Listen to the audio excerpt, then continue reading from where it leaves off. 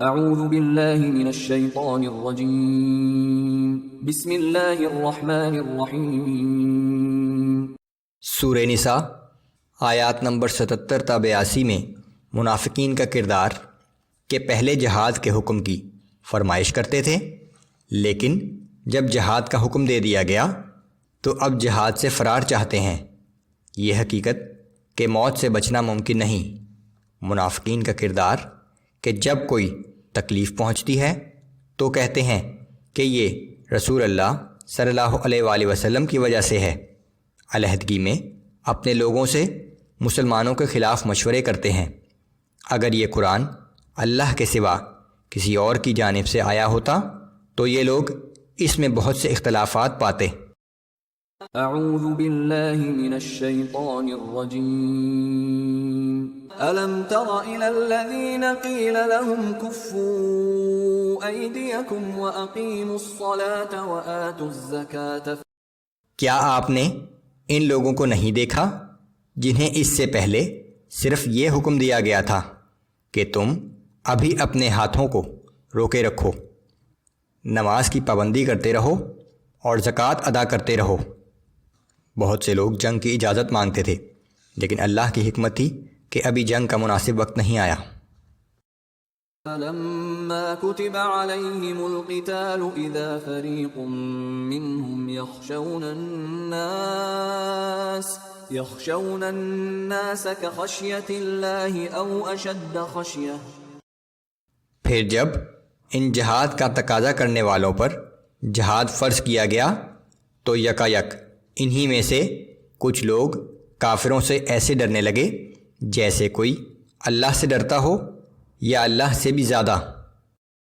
وَقَالُوا رَبَّنَا لِمَ كَتَبْتَ عَلَيْنَا الْقِتَالَ لَوْلَا أَخَّرْتَنَا إِلَىٰ أَجَلٍ قَرِيبٍ۔ اور کہنے لگے کہ اے ہمارے رب، تو نے ابھی سے ہم پر جہاد کیوں فرض کر دیا؟ تو نے ہمیں ابھی کچھ اور مہلت کیوں نہ دی؟ قُلْ مَتَاعُ الدُّنْيَا قَلِيلٌ وَالْآخِرَةُ خَيْرٌ لِمَنِ اتَّقَىٰ وَلَا تُظْلَمُونَ فَتِيلًا۔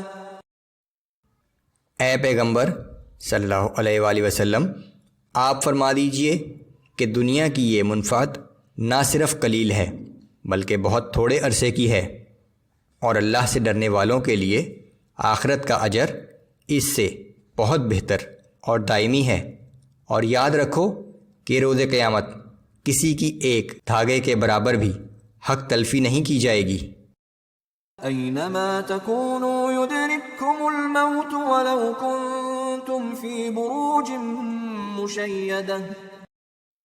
جہاں تک موت کا تعلق ہے تو تم جہاں کہیں بھی ہوگے، موت تو تمہیں وہیں آ پکڑے گی، چاہے تم مضبوط قلعوں میں بند ہو جاؤ۔ وَإِن تُصِبْهُمْ حَسَنَةٌ يَقُولُوا هَٰذِهِ مِنْ عِندِ اللَّهِ وَإِن تُصِبْهُمْ سَيِّئَةٌ يَقُولُوا هَٰذِهِ مِنْ عِندِكَ۔ اور اگر ان منافقوں کو کوئی بھلائی کی بات پیش آ جائے تو کہتے ہیں کہ یہ تو اللہ کی جانب سے ہے، اور اگر انہیں کوئی تکلیف پہنچ جائے تو کہتے ہیں کہ یہ تکلیف آپ کی وجہ سے آئی ہے۔ قُلْ كُلٌّ مِّنْ عِندِ اللَّهِ فَمَا لِهَٰؤُلَاءِ الْقَوْمِ لَا يَكَادُونَ يَفْقَهُونَ حَدِيثًا۔ آپ فرما دیجئے کہ یہ سب کچھ اللہ ہی کی طرف سے ہوا کرتا ہے، آخر ان لوگوں کو کیا ہو گیا ہے کہ کوئی بات ان کی سمجھ میں ہی نہیں آتی؟ ہر بھلائی اور تکلیف اللہ ہی کی طرف سے آتی ہے، اور اس کا مقصد انسان کی آزمائش ہوتا ہے۔ ما اصابك من حسنة فمن الله وما اصابك من سيئة فمن نفسك۔ اے انسان، اس بات کو اچھی طرح سمجھ لے کہ جب تجھے کوئی بھلائی پیش آتی ہے تو وہ اللہ کی طرف سے یعنی اس کے فضل سے ہوتی ہے، اور جب کوئی مصیبت پیش آتی ہے تو وہ تیری اپنی طرف سے یعنی تیرے اعمال کی وجہ سے ہوتی ہے۔ وَأَرْسَلْنَاكَ لِلنَّاسِ رَسُولًا وَكَفَى بِاللَّهِ شَهِيدًا۔ اور اے محمد صلی اللہ علیہ وآلہ وسلم، ہم نے آپ کو تمام انسانوں کے لیے رسول بنا کر بھیجا ہے، اور اس بات کے لیے اللہ کی گواہی کافی ہے۔ من يطع الرسول فقد اطاع الله ومن تولى فما ارسلناك عليهم حفيظا۔ جس نے رسول صلی اللہ علیہ وآلہ وسلم کی اطاعت کی تو بلا شبہ اس نے اللہ کی اطاعت کی، اور جس نے روگردانی کی تو وہ جان لے کہ بہرحال ہم نے آپ کو ان پر نگہبان بنا کر نہیں بھیجا۔ وَيَقُولُونَ طَاعَةٌ فَإِذَا بَرَزُوا مِنْ عِنْدِكَ بَيَّتَ طَائِفَةٌ مِّنْهُمْ غَيْرَ الَّذِي تَقُولُ۔ اور یہ منافق بظاہر تو یہ کہتے ہیں کہ ہم آپ کی اطاعت کرتے ہیں، مگر جب یہ آپ کے پاس سے اٹھ کر باہر جاتے ہیں تو ان میں سے کچھ لوگ رات کو ان باتوں کے خلاف مشورے کرتے ہیں جو باتیں آپ ان سے کہہ چکے تھے۔ واللہ یکتب ما یبیتون فأعرض عنہم وتوکل علی اللہ وکفی باللہ وکیلا۔